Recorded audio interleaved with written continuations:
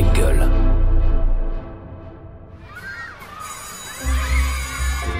Quand j'étais petite, je voulais être... Quand j'étais petit, moi, quand j'étais petite, je voulais faire... Alors, moi, quand j'étais petite...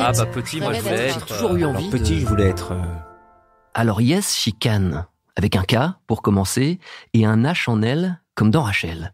Alors non, pas besoin de présenter celle qui peut, Yes, she can, se revendiquer à la fois française, gambienne, métisse, juive aux origines chrétiennes et musulmanes, bref, celle qui est indéniablement racée, comme le titre de son dernier livre, paru en 2021. Alors non, on ne présente plus celle qui peut, Yes, she can, à la fois être juriste, spécialisée dans les droits fondamentaux, actrice ou encore co-directrice de La Place, ce centre culturel et d'expression lié au hip-hop à Paris, sans oublier Yes, she was, championne de France du 60 mètres en salle quand elle avait tout juste 15 ans. Mais qui, oui, qui connaît l'enfance bien tracée de cet afro-yiddish tourangelle affirmé ? Oui, qui connaît les premiers pas dansés puis hippopés de cette jeune fille devenue maman de 2 enfants à qui elle souhaite avant tout transmettre. Eh bien vous, j'espère, après avoir écouté cet entretien avec Rachel Kahn. Bonjour Rachel. Bonjour Romain. Et surtout merci d'avoir accepté d'être une nouvelle enfant de plus chez Allons Enfants. On va commencer par le commencement, si tu le veux bien. Oui. Tu es donc né le 25 janvier 1976 à Tours. Que peux-tu nous dire de plus sur le jour de ta naissance? Je connais pas grand-chose sur le jour de... Je sais qu'il neigeait. On m'a dit qu'il neigeait ce jour-là, qu'il faisait très froid. Et en même temps, c'est en plein hiver, donc il n'y a rien de très étonnant. Mais effectivement, au mois de janvier, lorsqu'il neige, ça me rappelle toujours le jour de ma naissance, en tout cas. Une personne s'en souvient très bien, évidemment. Elle est née un beau dimanche de neige, le 25 janvier, à 6h50 du matin. Elle m'a fait attendre pas mal de temps, parce que je suis rentrée à la clinique à 17h le samedi soir, et elle est arrivée à 6h50 le matin. C'était une merveille, C'était une merveille. Alors, il y avait une anecdote un petit peu rigolote, c'est que j'étais dans une chambre à 2 lits, et puis il y a des gens qui sont venus voir la patiente qui était à côté de moi, ils regardent Rachel, et puis ils disent « Ah, mais qu'est-ce que c'est que ce bébé, c'est un Chinois ?» Parce qu'évidemment, elle n'avait pas une couleur comme les autres. Et ça a commencé là. C'est génial. Bon, j'adore ma maman. Le truc, je trouve ça très joli, en fait, d'être prise pour un Chinois. En plus, c'est un Chinois le jour de sa naissance. Et peut-être que ça présageait déjà de racer. C'est-à-dire que dans le regard de l'autre, on est toujours un autre aussi, peut-être. Ou en tout cas, assigné à autre chose que soi-même. Ça, c'est intéressant. Et puis, je pense que le fait d'avoir aussi une femme blanche avec un enfant différent, la personne qui était dans la même chambre que ma mère s'est dit « Mais qu'est-ce que c'est que ça ? Pourquoi il y a un enfant comme ça, de cette couleur un peu hybride aussi, qui est avec cette maman-là ?» Voilà. C'est évidemment un sujet qui va revenir assez régulièrement dans cet entretien. Ton identité complète, c'est Rachel Henday Kahn. Mais pourquoi tes parents ont-ils choisi ces prénoms ? On écoute encore ta maman. Rachel, j'aimais beaucoup ce prénom, c'est très doux. Et puis, c'était quand même un clin d'œil à ma famille juive. Puis, le prénom de Rachel dans les pays anglophones, c'est beaucoup plus courant qu'en France. Il y a beaucoup de Rachel dans les pays anglophones. Alors, le mot Henday, c'est pas vraiment un prénom, c'est un hommage à la maman. Henday, c'est, voilà, on pense à la maman. Alors, est-ce que mon mari, quand il a dit Henday, est-ce qu'il pensait à sa mère ? Je sais pas. Il a dit, ça sera Rachel Henday. Non, mais c'est très troublant. J'imagine que vos invités, à chaque fois, sont troublés d'entendre des gens proches comme ça, et notamment ma mère. Je sais, moi, que sur les prénoms, puisque c'est quand même d'actualité, même en politique, les prénoms aujourd'hui, étonnamment, je sais qu'il y avait une réflexion autour de Sarah, mais que Sarah Kahn, ça faisait un petit peu Francis Cabrel, vous voyez ce que je veux dire. Donc voilà, donc effectivement Rachel c'est plus doux. Après Henday, effectivement en Wolof ça veut dire maman. Je suis très heureuse d'avoir ces 2 prénoms. Parce qu'effectivement, si ça peut sembler parfois anecdotique ou secondaire, ça reste néanmoins déjà une forme d'ancrage par rapport à ses racines. Tout à fait.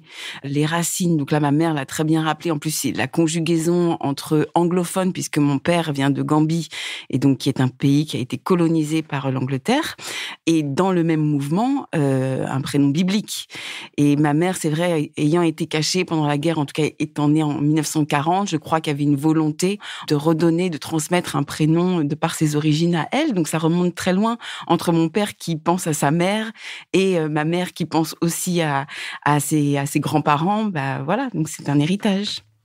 Alors on va replanter un peu le décor, d'accord ? Tu es né donc le 25 janvier 1976, soit 4 jours après le premier vol du Concorde entre Paris et Rio, mais 4 mois avant le premier tirage national du loto. Ses côtés cinéma volent au-dessus d'un nid de coucou, triomphe aux Oscars, alors que Taxi Driver décroche la Palme d'Or à Cannes. Côté sport, si les Verts de Saint-Étienne maudissent les fameux poteaux carrés en finale de la Ligue des champions de football, les Bleus font cocorico quand Guy Drus adjuge la médaille d'or du 110 mètres haies au JO de Montréal. Enfin, côté littérature, Patrick Grinville obtient le prix Goncourt pour son épopée africaine Les Flamboyants, tandis que Alex Haley propose Racine, un roman sur l'histoire d'une famille afro-américaine pour lequel il recevra le prix Pulitzer. À ton avis, quel événement a plus particulièrement marqué tes parents ? Alors, je pense que mon père, ça va être le Concorde, je pense. Parce que je le vois bien. En plus, il a quelque chose avec la France, c'est-à-dire il est très admiratif de toutes les avancées technologiques et même de la pensée philosophique, littéraire, etc. Donc, je pense que ça a dû le marquer. Après, ma mère, je pense que c'est Racine, indubitablement, parce que en tant que ancienne libraire, enfin, elle était libraire à l'époque. Et puis, ce qui est étonnant dans Racine, c'est que Kunta Kinte, qui est un des personnages principaux, vient de Gambie, qui est un tout petit pays d'Afrique. Voilà. Exactement. Ta maman m'a même confié que tu avais pleuré en regardant le film, adapté du livre, pensant que le personnage était quelque part peut-être ton papa. Exactement. Mais à chaque fois que je croisais un noir dans la rue, je pense que c'était mon papa. Alors justement, on va parler de tes parents. Ta maman, qu'on a entendue, Annick Erck, née en 1940 à Tours, d'une mère française, Henriette Renard, et d'un père juif polonais, Herzlich Erck. Ce dernier, tailleur, vient travailler à Paris, puis à Tours, où il va rencontrer ta grand-mère, dans un dancing, comme elle m'a le dit, à la fin des années 30. Malheureusement, ton grand-père est déporté en juin 1942 à Auschwitz. Il sera le seul membre de sa famille juive polonaise à revenir des camps en mai 45. Une histoire évidemment tout sauf anodine. Oui. Alors déjà, là aussi, il y a une histoire de rencontre, une histoire d'amour, une histoire de dancing, une histoire de musique.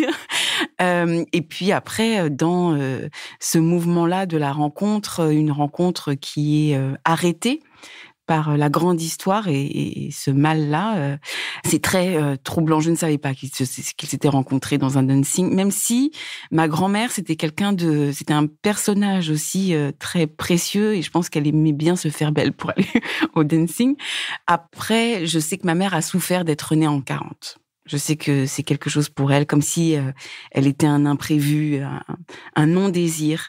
Et ça a aussi bercé mon enfance, en fait. Le fait d'être, moi, extrêmement désirée et de le ressentir, et de ressentir que elle, son enfance, n'était pas du tout la même chose, quoi. Un vrai contraste. Ouais. Ta maman, qui, comme tu le dis très bien, a été cachée pendant la guerre, va finalement travailler dans une librairie à Tours, la boîte à livres de l'étranger. C'est d'ailleurs là qu'elle va rencontrer ton papa, Albert Kahn, né en 1944 en Gambie, pays, comme tu le disais, anglophone, et issu, lui, d'une famille d'origine sérère. Ton père arrive en France en 1967, à l'Institut de Touraine, où il vient étudier le français, avant de devenir finalement professeur d'anglais. Un background, là, totalement différent. Totalement différent. Et c'est très paradoxal, c'est que d'un côté, nous, on est en Europe.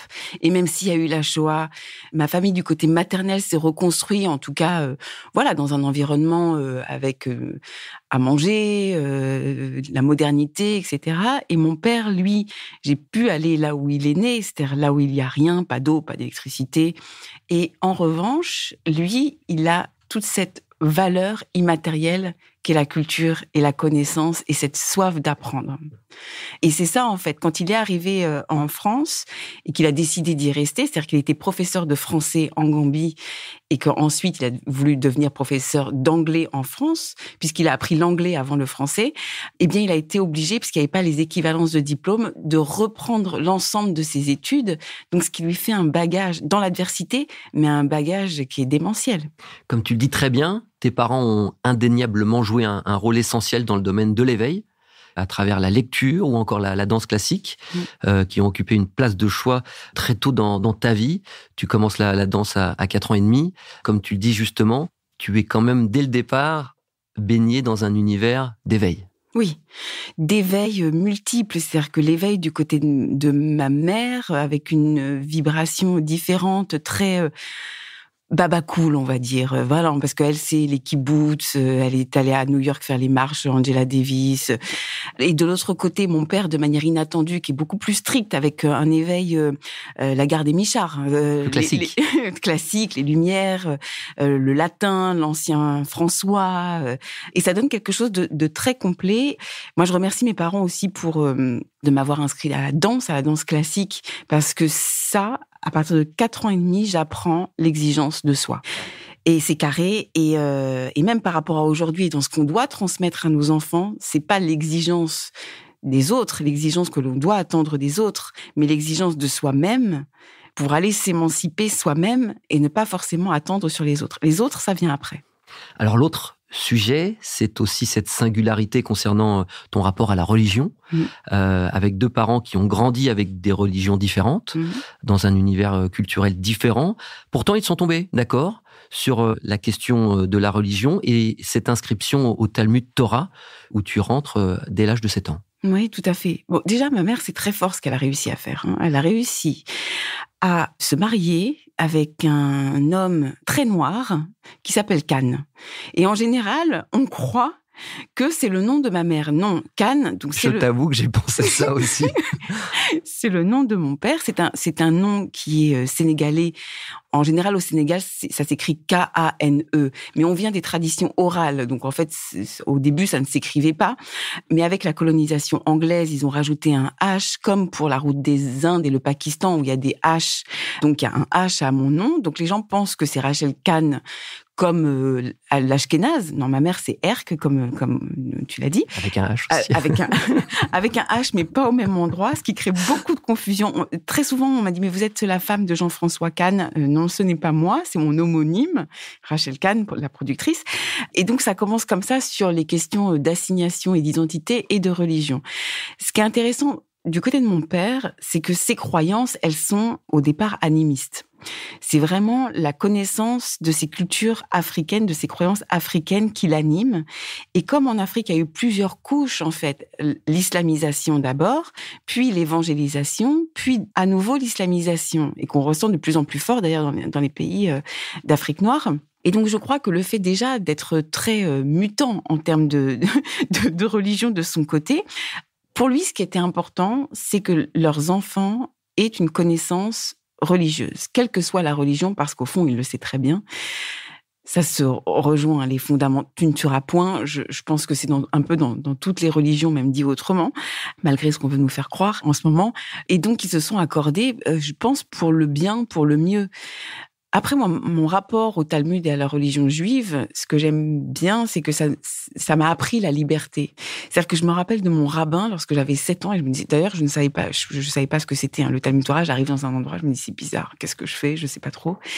Et en fait, je me rappelle de ces mots où il nous a dit tout de suite, vous savez, j'ai un vrai pouvoir sur vous parce que vous avez 7 ans. Et tout ce que je vais vous dire, vous allez le croire. Et après, les autres personnes qui vont vous dire l'inverse, vous ne les croirez plus. Moi, ce que je vous demande, c'est de remettre en question ma parole. Et ça m'a vraiment marqué à l'âge de 7 ans. Et dans la religion juive, c'est ce qui est intéressant, c'est le fait de pouvoir réinterpréter, de challenger Dieu à chaque fois. Je trouve ça, voilà, ça a entré en écho avec ma construction indépendante. C'est effectivement l'une des spécificités de toujours vouloir creuser, se remettre en question, repenser les choses.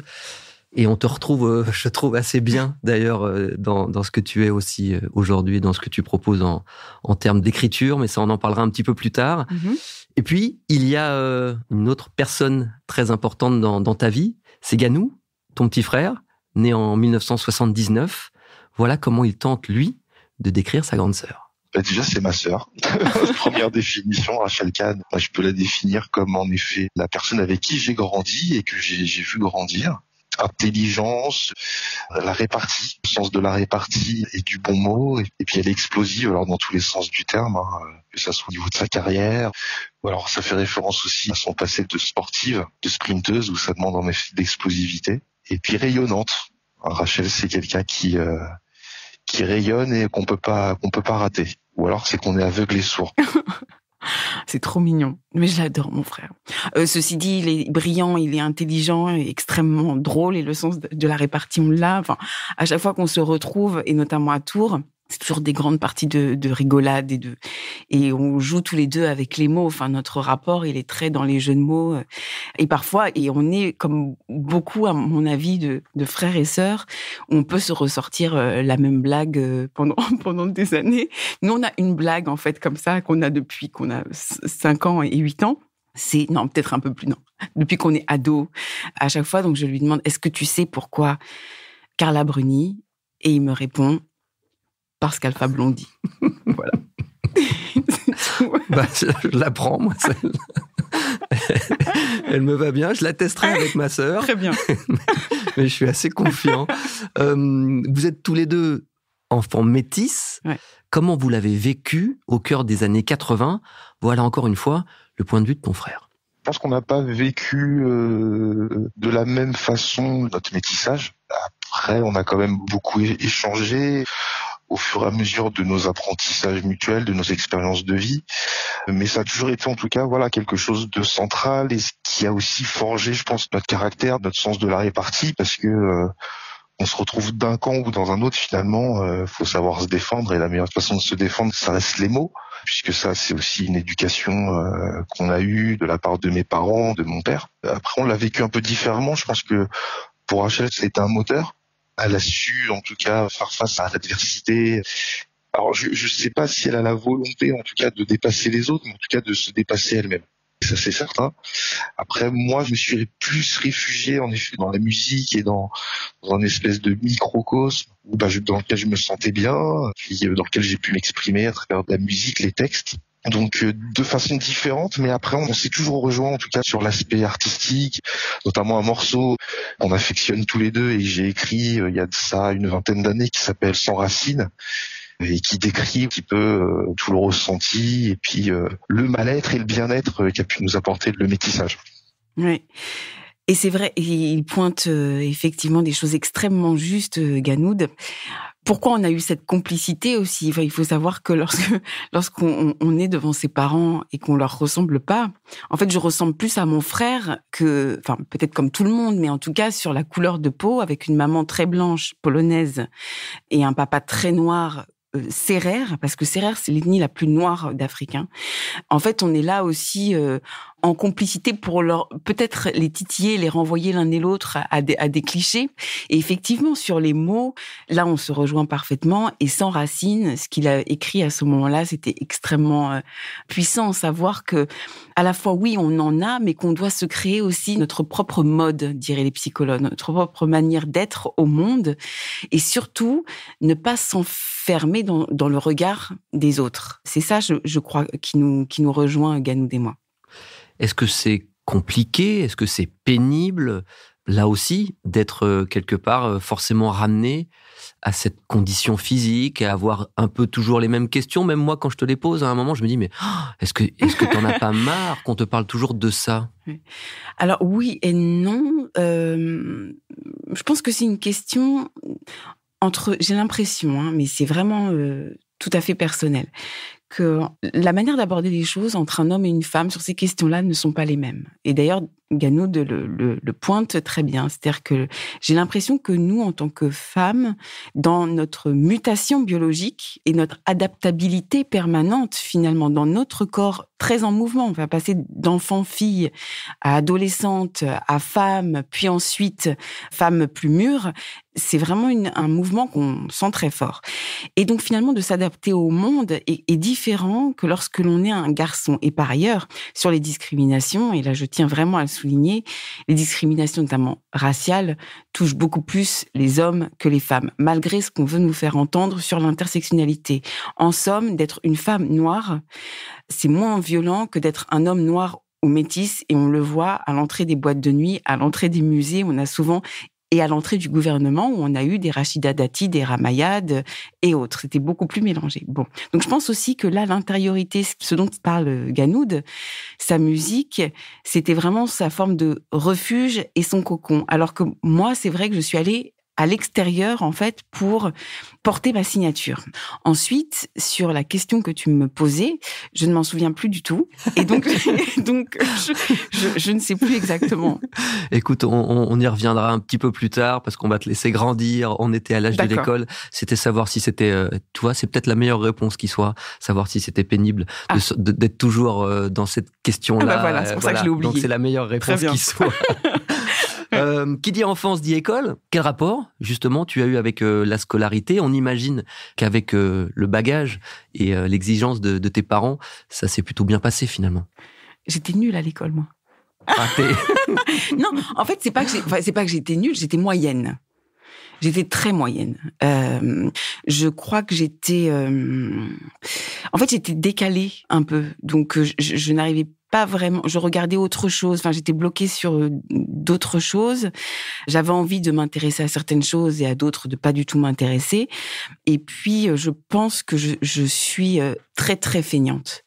Extrêmement feignante. Et c'est pour ça que je fais beaucoup de choses. Parce que comme je déteste ce défaut et que je sais que ça n'est pas payant d'être... Eh ben, je fais exprès de travailler beaucoup plus parce que je déteste être feignante. Et c'est ce que je suis pourtant. Ouais. C'est une réflexion, mais écoute, encore une fois, c'est un peu à côté de la pensée plus commune, mais je tant pense mieux. qu'il faut justement et notamment sur Allons enfants, c'est être contre soi-même. C'est-à-dire qu'en fait, pour aller s'arracher, faut aller la chercher, l'égalité, la liberté, la fraternité. Ce sont des notions, et la République, faut aller les chercher. Et en fait, faut penser contre soi-même, en tout cas contre ce ronronnement de nos défauts. Là où j'ai un problème aujourd'hui, on y reviendra, je pense, une pensée victimaire qui fait que parce que vous êtes, il faut qu'on vous accepte comme vous êtes. Non, c'est pas ça la République. Il faut accepter les gens comme ils sont, mais avec ce qu'ils font de ce qu'ils sont. Donc dans un existentialisme. Et moi, je sais que je suis feignante, donc c'est pour ça que je travaille à fond. Super. Effectivement. Non. Ouais. Effectivement, ça fait partie des choses sur lesquelles on reviendra. Ouais. Parce que entre-temps, tu rentres au collège, tu rencontres Dorothée, qui est encore ton amie aujourd'hui. Alors voilà à quoi elle pense quand elle pense à toi. Okay. Elle a toujours eu une aura impressionnante. Alors qui s'est accentuée avec le temps, mais Rachel, elle arrivait n'importe où. Tout le monde la regardait. Elle dégage vraiment... une humanité, une féminité, une beauté extérieure comme intérieure qui est vraiment flagrante et qui était là quand même depuis le début. Je suis hyper touchée. Dorothée, c'est vraiment mon amie, c'est ma sœur de cœur, c'est les plus grands fous rires. Après, au niveau de la beauté, l'humanité, elle est complètement dans ça. Donc, et cette complicité. Là, on est dans la fraternité, dans ce qu'il y a de plus beau dans la fraternité. C'est-à-dire que on ne vient pas du tout du même endroit. Nous n'avons pas du tout les mêmes références. On n'a rien, et c'est l'école de la République qui nous rend sœurs de patrie. Et ça, c'est fabuleux. Et après, elle m'a emmenée dans des endroits, j'ai pu l'emmener dans des endroits. Donc, en fait, c'est cette conjugaison aussi de la rencontre qui se fait au collège Anatole France à Tours, et qui crée, en fait, des relations inédites. Et c'est ça qui est beau dans la relation, c'est qu'elle crée des identités qui ne sont pas figées. Et je sais que Dorothée m'a construit, et j'espère que j'ai pu la construire un petit peu aussi. Je te confirme, c'est exactement ce qu'elle m'a dit. Et puis, il y a une autre rencontre très belle à l'époque. C'est le sport, avec l'athlétisme, au sein du club de l'athlétique 3 tours. C'est un moment important aussi pour te permettre de prendre encore une autre dimension, une confiance en soi plus importante. Oui, et surtout que je ne voulais pas du tout faire de l'athlétisme. Je ne voulais pas en faire. J'étais danseuse classique, le stade, aucun rapport, et que c'est ma prof de sport à l'époque, Madame Bonnard, toujours au collège, qui, de la 6e jusqu'à la 3e, me faisait chaque jour, il faut que tu ailles en club de sport, etc. Donc moi, j'adorais courir après les garçons, parce qu'en fait, je courais plus vite qu'eux à cette époque-là, et ça les faisait rager. Et voilà, ça les faisait rager. Mais je restais, et d'ailleurs, c'est avec Dorothée qu'on faisait des cours de danse ensemble. Et puis, c'est vrai que à cette époque-là, il y a toujours l'UNSS, les compétitions donc interscolaires. Je m'étais inscrite, Madame Bonnard était contente, et puis à l'issue, eh bien, je suis allée en club à la 3T, mais sachant aussi que à la danse, c'était un moment aussi où j'avais plus vraiment ma place. C'est-à-dire que cette époque-là, être métisse en danse classique, ça passe pas. En fait, on reconnaît que vous dansez bien, mais vous n'allez pas avoir des rôles, notamment des premiers rôles. Vous n'allez pas être Gisèle. C'est pas dans les codes. C'était à l'époque, on est dans les années 90, c'était pas dans les codes. Voilà, donc moi je me suis dit, autant aller faire un truc où je suis dans les codes. Là, ça tombait bien, Carl Lewis. Non mais c'est ridicule quand on en parle comme ça, mais bon. Et effectivement, c'est un moment, l'athlétisme, hyper important, parce que c'est le moment où vous n'êtes jugé par personne, par le chronomètre. Voilà. La performance. Et donc là, que vous soyez bon ou mauvais, c'est pas quelqu'un qui vous le dit, c'est pas subjectif, c'est totalement objectif. Et ça m'a fait réfléchir sur ce qu'est l'égalité aussi. C'est-à-dire que quand on est... l'égalité, c'est être au départ sur la même ligne, mais en ayant aussi bossé avant, c'est-à-dire que on est à égalité, on part du même endroit, mais tout ce qu'on a pu construire avant, on vient avec sur ce même endroit. Et ça, il faut pas l'oublier. Comme tu le dis très bien, c'est à travers la compétition, la course avec le chrono, que le sentiment d'être face à une réalité concrète, scientifique, presque indiscutable, oui. Ça t'aide justement à faire en sorte qu'on arrête de potentiellement te sanctionner sur des choses qui n'ont pas lieu d'être. Oui, c'est-à-dire je me dis, s'il y a des endroits, s'il y a des formes de sphères où le jugement humain n'est pas là, alors mentalement, je peux aller dans d'autres sphères et ne plus voir ce jugement humain. Et puis aussi, en athlétisme, dans le corps, il se passe quelque chose de très puissant. C'est notamment de se rassembler à l'intérieur de soi-même avant une compétition. C'est-à-dire que, et ça, on l'apprend trop peu aux enfants. C'est-à-dire que quand on a des objectifs, il s'agit pas d'être dans des morcellement, non, il faut être rassemblé, son corps, sa tête, ce qu'on pense, son objectif, pour pouvoir l'atteindre. Et pas éparpillé, et pas pollué par certaines choses, je sais pas, des idéologies, des dogmes, une pensée qui s'évade, un rêve, un fantasme. Non, c'est très concentré. Et ça, je pense qu'il faut être d'abord très concentré à l'intérieur de soi, très rassemblé à l'intérieur de soi pour pouvoir rassembler après dans sa vie, notamment sur les questions après politiques, sociales, sociétales. Donc c'est en ça que l'athlétisme m'a beaucoup appris. Et je peux te confirmer qu'ici, dans Allons enfants, les différents invités que j'ai eu la chance de recevoir, que ce soit Denis Brognard, que ce soit Thierry Marx, que ce soit Laurie, ont tous eu à un moment un rapport au sport qui, au-delà de la performance sportive, les a vraiment construits. Et effectivement, comme toi, ils sont convaincus de cet apport aussi que le sport veut avoir au-delà de la performance elle-même, quoi. C'est pour ça que je remets en cause un petit peu les barèmes à l'école, et notamment les coefficients. Je ne vois pas en quoi le sport serait toujours coefficient 1 et 2, ou peu, alors que les maths seraient beaucoup plus. Parce que franchement, entre le corps et l'esprit, d'ailleurs c'est très cartésien, il faut cette conjugaison, et tant qu'on n'apprendra pas ça, et tant qu'on ne donnera pas de la valeur au corps et au sport, on ne pourra pas construire une société qui marche sur ses deux pieds. Je suis bien d'accord, encore une fois, tu auras des résultats plus que intéressants. Tu vas même obtenir un titre de championne de France du 60 mètres en salle, si je dis pas de bêtises, quand tu as 15 ans. Est-ce qu'à ce moment-là, la perspective d'en faire peut-être un métier, ou qui sait, de participer aux Jeux Olympiques, est-ce que ce genre de choses commence potentiellement à rentrer dans ta tête ? Non. je crois que je suis un peu claustrophobe et l'idée de penser à ne faire qu'un métier, déjà à cette époque, ne m'anime pas vraiment. Je pense que c'est toujours entre le côté artistique que j'aimais déjà, le sport, et puis surtout la transmission de mon père, où le sport, c'est pas du tout un métier, donc je crois que ça ne m'est pas parvenu jusqu'à mon cerveau pour pouvoir en faire une perspective. En revanche, le sport était un moteur dans ce que j'entreprenais à côté. C'était une partie d'eux. Oui. On ne pouvait Oui. y avoir ce côté exclusif. Dans ce côté, justement, touche à tout, tu t'inities également à la street culture, on va dire, avec l'intégration dans un groupe de hip-hop. Pourquoi tu as ce côté si touche à tout? On a peut-être un petit élément de réponse. Je pense qu'à partir du moment où il y a quelque chose qui l'intéresse, elle va creuser et puis elle va essayer d'aller plus loin. À mon avis, les personnes brillantes, elles ont tous le même trait de caractère, c'est la curiosité. Et Rachel, dès qu'il y a un truc qui l'intéresse, elle va aller gratter et puis elle fait pas semblant quand elle gratte. Elle va vraiment au bout du bout. Et il y a des choses qui l'intéressent, qui la touchent. Si elle a fait des études de droit si poussées, c'est parce qu'il y a aussi une idée de la justice, de ce qui doit être juste. Pour Rachel, c'est hyper important. Et voilà, ça se manifestait déjà à cette époque-là parce qu'elle était sur tous les fronts. J'adore, c'est Vanessa. Trop mignonne. Oui, je pense effectivement. C'est vrai que c'est... en fait, beaucoup de choses m'intéressent. C'est plus que de la fainéantise, ton moteur, quand même.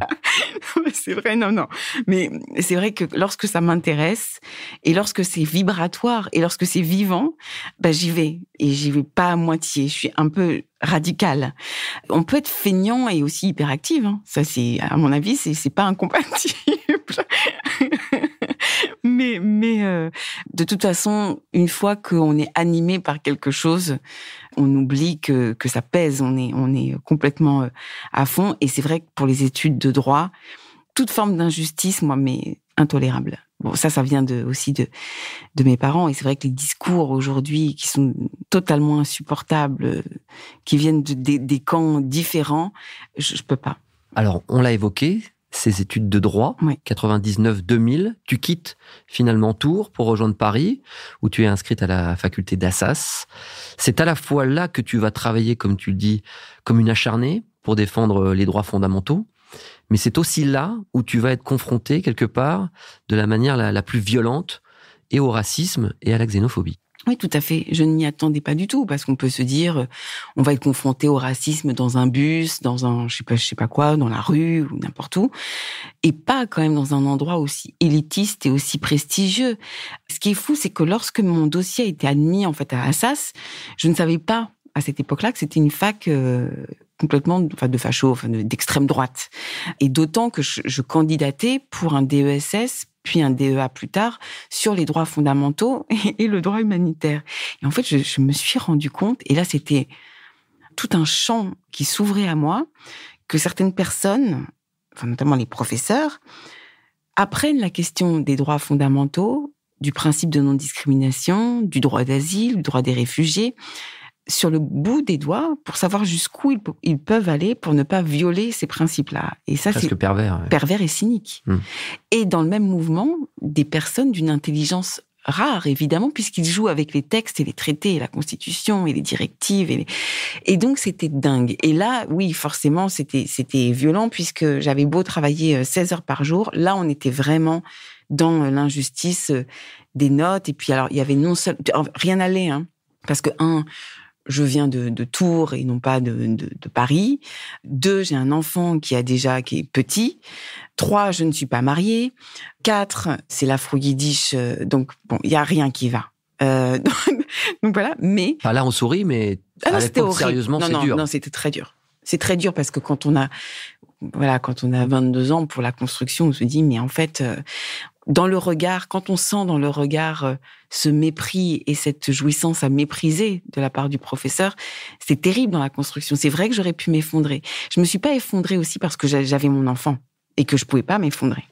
Alors, pour remettre un petit peu de sourire dans l'émission, même s'il y en a déjà beaucoup, oui. C'est plus par rapport à ce sujet qu'on vient d'évoquer. On aime bien nous offrir un petit cadeau à notre invité. Donc voilà. Oh, ah bon ? Oh là là. Et je te demanderai, si tu le veux bien, de nous le décrire. Bien sûr, là c'est déjà il y a un joli paquet cadeau, Bordeaux. qui était la couleur préférée à l'époque de Dorothée. Et là, je sens... Ah non, mais ça, c'est Manu Dibango. Ah, donc, voilà, c'est un vinyle de Manu Dibango, et avec une magnifique photo à Free Jay-Z. Merci beaucoup. Je suis très touchée. Et la nuit descend sur le village. C'est le petit dessin de Plantu qui est derrière. Et c'est trop, trop beau. C'est Jacques Chirac et François Mitterrand qui écoutent à la radio Manu Dibango. Effectivement, pour les politiques, Manu Dibango, ça, c'est une musique qui fait du bien et qui remet en général les choses en place. C'est un vinyle qui a coûté 78 francs. Donc c'est un vinyle de qui date un peu. Non, mais moi, ça me fait plaisir, voilà. En plus, c'est bien 78, ça me rappelle le département dans lequel j'habite. Merci infiniment. Très franchement, on a mis tous nos efforts pour trouver un disque de 76. C'était le petit clin d'œil qu'on aurait aimé. Ouais. Mais on trouve que cette pochette est très, très belle. Mais évidemment, Rachel, au-delà de ça, Oui. c'est cette rencontre absolument imprévue, Ouais. inimaginée, Ouais. qui, là aussi, va t'apporter beaucoup. Ah bah énormément. Donc c'est le moment d'Assas, donc où je suis toute la journée avec des gens qui me considèrent pas des leurs, où tous les matins je monte le Soufflot, la rue de Soufflot, chez Patrick Buriel, avec la patrie reconnaissante, les grands hommes, et je me sens là pour le coup à côté.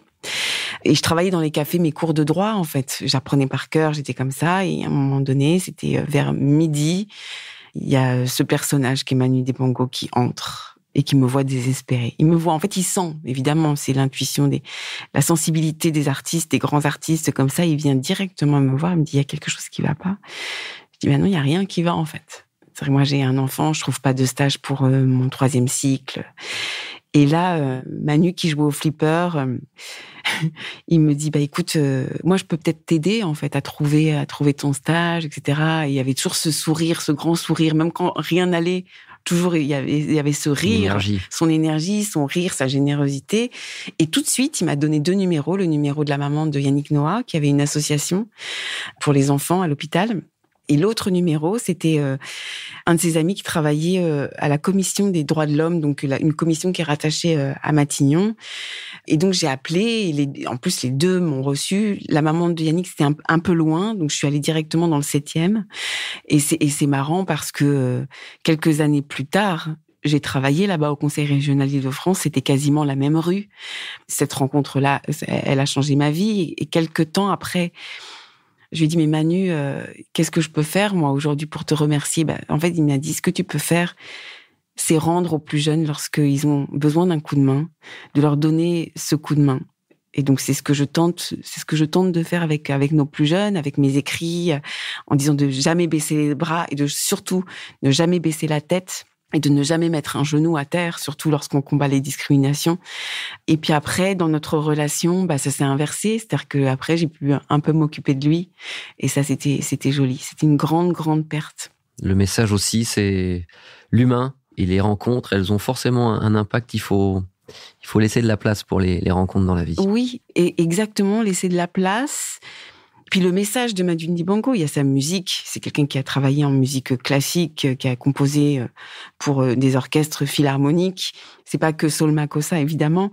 Et comment il s'est émancipé de toute assignation. C'est-à-dire qu'à l'époque, moi je me souviens après, dans notre relation, quand le pape l'appelait, quand Mandela l'a appelé pour son anniversaire, et c'était pas dans une énergie victimaire à revendiquer des choses extrêmement dures.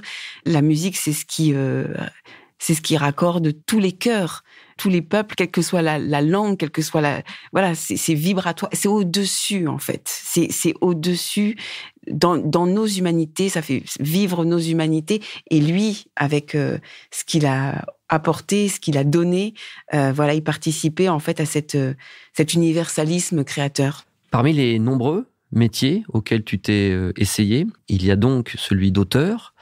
Après les grandes et les petites choses, ton roman autobiographique paru en 2016, tu as écrit Racé, paru en 2021, qui a fait, j'avais envie de dire presque malheureusement, même si c'est bien que les choses parfois soient abordées, polémique pour de mauvaises raisons, selon moi.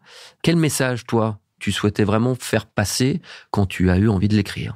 Quand j'ai eu envie de l'écrire, c'était vraiment un message d'amour à mes parents, et puis d'amour à la France, parce que c'est un pays complètement inédit, notamment dans les valeurs qu'elle porte, de ce qu'elle permet de faire. Souvent, on dit, oui, c'est le rêve américain, etc. Mais en réalité, on voit que concrètement, ils sont toujours dans des névroses un peu ségrégationnistes, enfin, un peu beaucoup ce qui se passe avec la police aux États-Unis, c'est juste pas possible.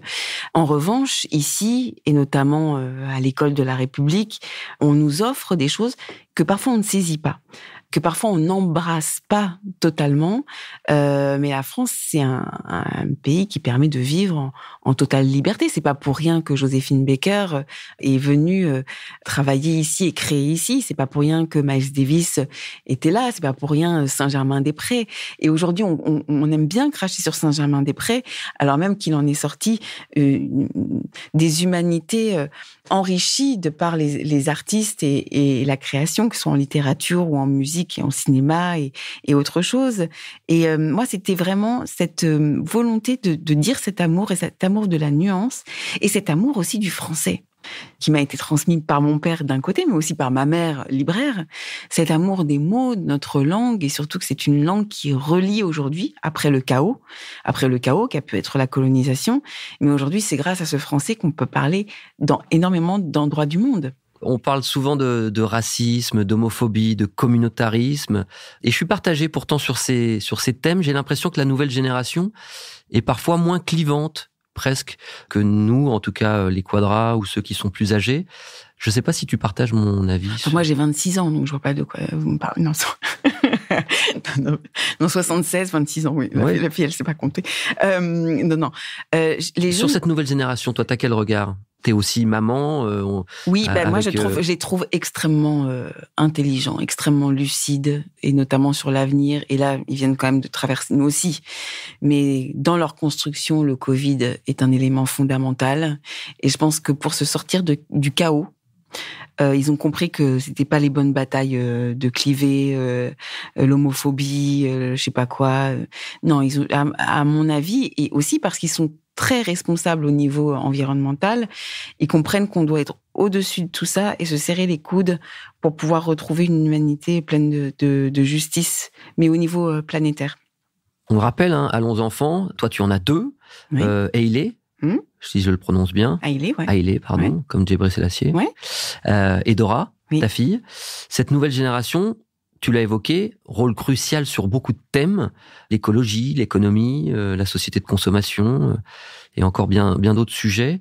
À ton avis, parce que moi j'aime bien ça aussi, la transmission dans Allons enfants, comment on peut les aider ? On peut les aider en leur expliquant leur liberté de conscience, leur liberté de penser, leur liberté de construire une vie, la liberté de prendre leur stylo pour écrire leur propre récit. Et on peut les aider en leur disant « s'en sortir, c'est travailler ». Et non pas « vous êtes comme ci, vous êtes comme ça, vous n'y arriverez pas ». Il y a du racisme, il y a de l'antisémitisme, il y a de l'homophobie, il y a du machin. Des associations, en fait, qui créent une société qui se déchire et des replis. Un enfant, un jeune, et nous-mêmes, en fait, on est dans des identités en mouvement. On n'appartient pas à une communauté, on appartient à la citoyenneté, notre socle commun. On peut avoir tous les récits du monde en France avec ce socle commun qui est la citoyenneté, notre République, nos fondamentaux. Vraiment qu'ils prennent conscience que on peut y arriver réellement, mais ça demande énormément de travail et c'est pas à la première embûche qu'il faut s'arrêter et se victimiser. Alors pour revenir sur ton côté touche à tout, justement, cette notion de travail que tu as pu mettre en avant dans diverses disciplines, l'ancienne athlète, la juriste, la comédienne, l'auteur, l'artiste impliqué dans la culture, comme on l'a dit, en qualité aussi de co-directrice de La Place, ce centre culturel et d'expression lié au hip-hop à Paris. Bref, infatigable. Alors où sera Rachel demain ou dans les années à venir ? Pour Dorothée, ça semble assez évident. Ah bah là, pour moi, c'est une évidence. Elle sera ministre, c'est sûr. Elle a déjà fait de la politique, l'égalité homme-femme, les différences. Je pense qu'elle traitera de ces sujets et qu'elle est déjà remarquée. J'en mettrai ma main coupée. Je ne sais pas si ça sera là en 22 ou à l'autre présidentielle, mais je pense que ça va arriver, oui. Mais de toute façon, Rachel, c'est quelqu'un de très volontaire. Elle sait exactement où elle va. C'est pas forcément dans ses intentions, c'est pas quelque chose dont elle ne m'en a pas parlé, mais je sais qu'elle sera appelée, c'est sûr. Dorothée aussi, elle le dit de manière, c'est sûr, hein. Il y a pas de... Oui, vous voulez que je vous réponde à un truc? Non, moi, ce qui m'anime, et on en parlait tout à l'heure en off, c'est vraiment la politique de nous réparer, mais dans le concret. C'est-à-dire que moi, lorsque j'écris, à chaque fois que j'écris un article, à chaque fois que j'écris, ou que je joue, ou que je chante, mon objectif, c'est de réparer ce qui fait la beauté de notre pays. Et de réparer les lumières. On a vécu quand même là avec les attentats, avec même l'Afghanistan, avec le Covid. Moi, c'est de garder cette lumière. Et je pense, par ailleurs, que à travers le monde, on attend sur la France. Comme on a attendu on n'a pas attendu sur la France, mais comme la France a été un moteur avec Voltaire, Montesquieu et Victor Hugo et les autres, même si c'était une véritable référence. Exactement. Et ben de rester cette référence parce qu'on a la matière pour ce que n'ont pas d'autres pays. Les États-Unis sont trop jeunes. Nous, on a un patrimoine génial. Et justement, à nous de prendre ce patrimoine et de l'emmener encore plus haut. On a normalement les artistes et on a les gens pour les scientifiques, les médias. On a une richesse inouïe. Mais cette richesse, il faudrait pas, en fait, de s'en contenter simplement. On a un vrai truc à faire pour aujourd'hui et demain dans le récit de l'humanité. Donc finalement, si je dis pas de bêtises, c'est un engagement dans la politique au sens premier du terme, oui. Où chacun doit défendre justement ce pays où on a la possibilité de défendre ses idées, de le construire, de continuer à écrire cette histoire-là, Exactement. De se l'approprier. Exactement. Moi, j'ai l'impression que je fais de la politique tout le temps. Je fais de la politique quand je travaille sur des notions. Je fais de la politique, mais en tant que citoyenne. C'est-à-dire que si, par exemple, là, comme Manu Dibango, là, que vous m'avez offert, c'est trop mignon, mais s'il y a un jeune ou un moins jeune d'ailleurs, quelqu'un qui est beaucoup plus vieux, qui a 55 ans et qui n'a jamais pu faire de cinéma et qui a envie d'en faire, j'essaie avec mes moyens de lui donner les bons contacts pour pouvoir le faire. Lorsqu'il y a des jeunes qui veulent s'en sortir d'un point de vue économique, créer leur entreprise ou je ne sais quoi, les mettre dans un bon réseau aussi qui leur permette de lever des fonds pour pouvoir se réaliser. Voilà, je fais de la politique au quotidien. Voilà. Tu seras une ministre du quotidien. Exactement. Ça me paraît pas mal. Ouais. Une dernière question, notre question un peu signature d'Allons enfants. Qu'aurais-tu envie de dire à Rachel, cette jeune fille de 10 ans, si elle était là maintenant, face à toi? Ah là là, ça c'est extrêmement dur comme question. Si elle était là, garde le cap. Garde le cap en accord avec toi-même et surtout, désire. Merci Rachel. Merci à vous. On va se quitter juste avec un petit message en musique. Sans racine, mon âme se perd, ma vie se dessine. Alors je suis les signes, sans trop penser à demain. Sans racine, j'ai pas de patrie, juste des origines. Alors je suis les signes, sans trop penser à demain. Gros bisous Rachou. Bisous mon j'en bafouille. Bisous mon Ganoud. Allons enfants est un podcast Engel présenté par Romain Ballan. Abonnez-vous pour découvrir nos prochains épisodes. Production et réalisation, Raphaël Fruchard. Ingénieur du son, Thomas Gabriel. Coordination de production, Alix Pénichon.